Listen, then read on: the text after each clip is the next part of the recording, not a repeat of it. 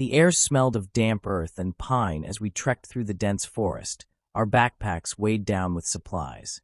The sun had begun its slow descent, casting golden streaks across the treetops. This trip was supposed to be an escape, just 4 friends, a weekend in the woods, and nothing but time. But for me, it was something more. It was a chance to be close to Ryan. Ryan had been my best friend since middle school, the kind of friendship built on shared secrets and inside jokes. He was the person I turned to when life became overwhelming. But somewhere along the way, my feelings had changed. The laughter we shared, the way his hand sometimes lingered on my shoulder. These small moments grew into something I could no longer ignore. As we reached the clearing, Ryan turned to me with a grin. "This is perfect, right?" His hazel eyes gleamed with excitement, and for a second, I let myself believe this weekend might be different. We divided tasks, gathering firewood, pitching tents, setting up the food. I worked alongside Ryan, our hands brushing as we unfolded the fabric of our shared tent. My pulse quickened at every accidental touch. The other 2, James and Ethan, joked loudly in the background, oblivious to the quiet tension building between us. As the sun dipped lower, we settled around the fire, the flickering glow casting shadows on Ryan's face. "Truth or dare?" Ethan suggested, smirking. "A classic campfire game, harmless fun."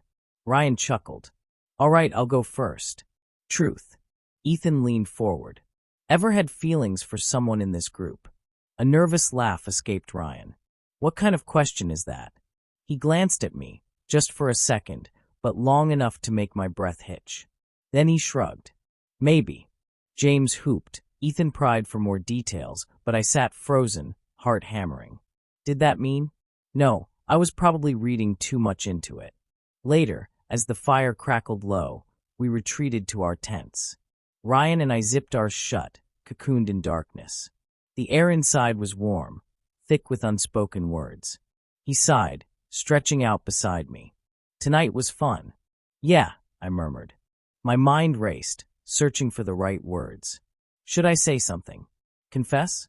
But before I could speak, Ryan's voice dropped to a whisper. "Hey, can I tell you something?" I turned to him in the dim light, my chest tight with anticipation. "Of course."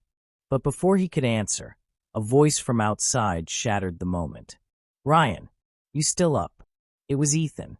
Ryan hesitated, then sighed. "Yeah, give me a sec." He unzipped the tent and stepped out, leaving me alone in the darkness.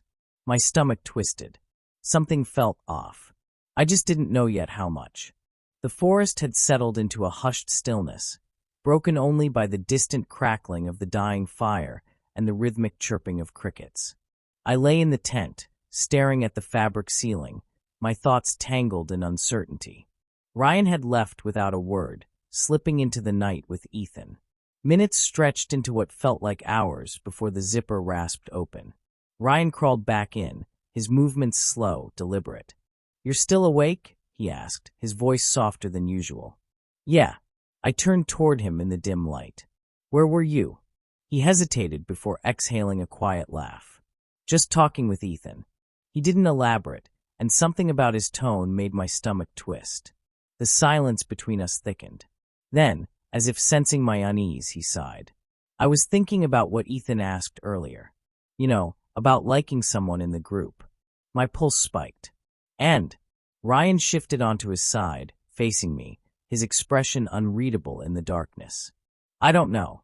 Sometimes I think I feel something, but then I wonder if I'm just scared of ruining what we already have."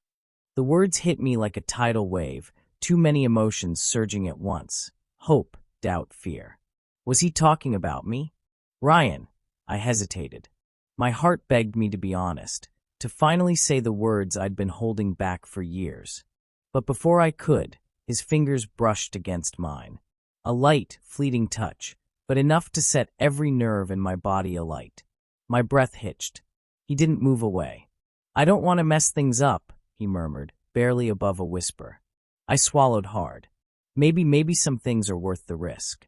A charged silence followed, a moment suspended between possibility and hesitation. Then, just as he started to lean in, a voice outside shattered everything. Ryan. Ethan's voice carried through the night, uncertain, searching. Ryan tensed. His hand pulled away as if burned. Yeah. His voice was different now, guarded, distant. Come here for a sec, Ethan called. Ryan hesitated, his fingers clenching into the fabric of his sleeping bag. Then, with a quiet sigh, he sat up. I'll be right back.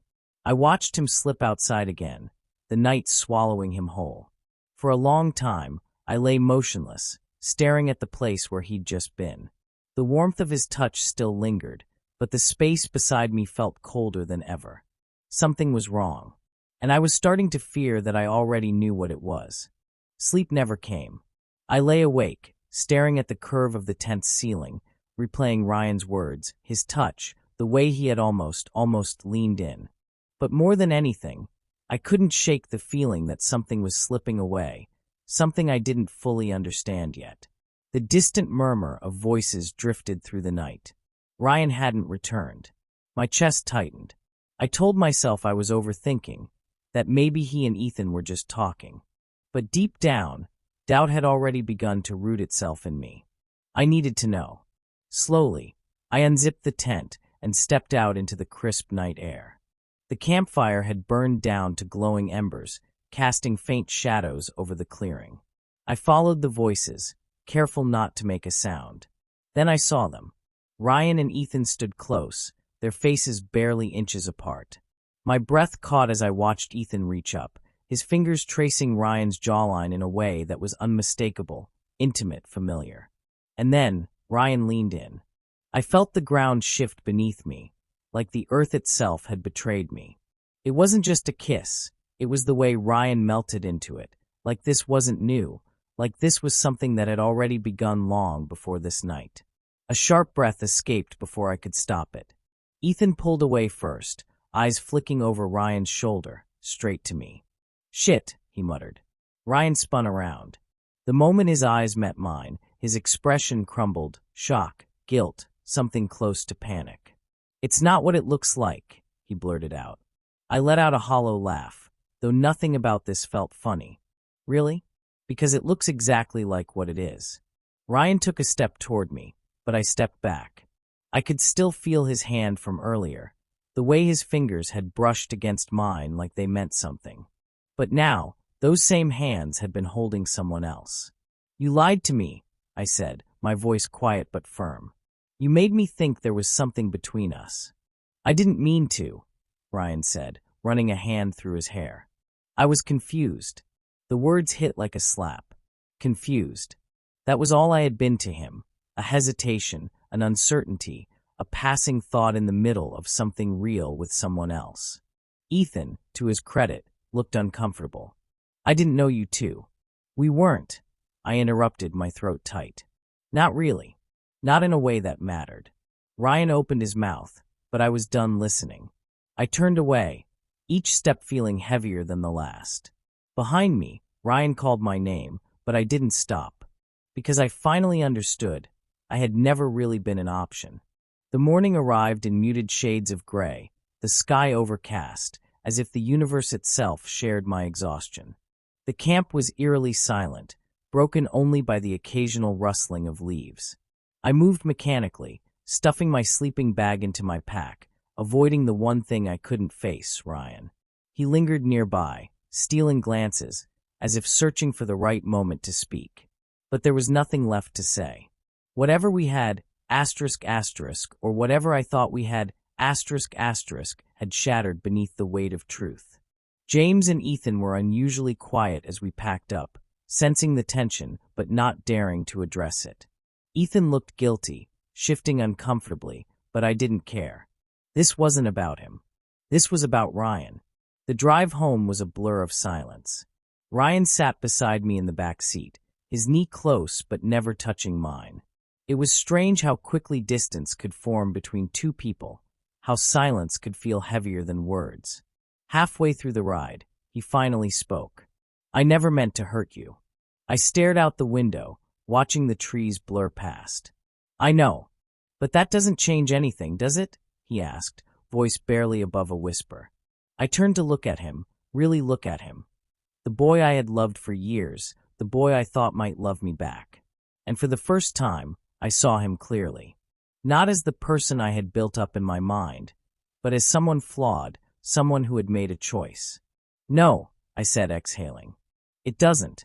The rest of the ride passed in silence. Weeks later, time didn't heal everything, but it did soften the edges. The pain of that night lingered, but it no longer consumed me.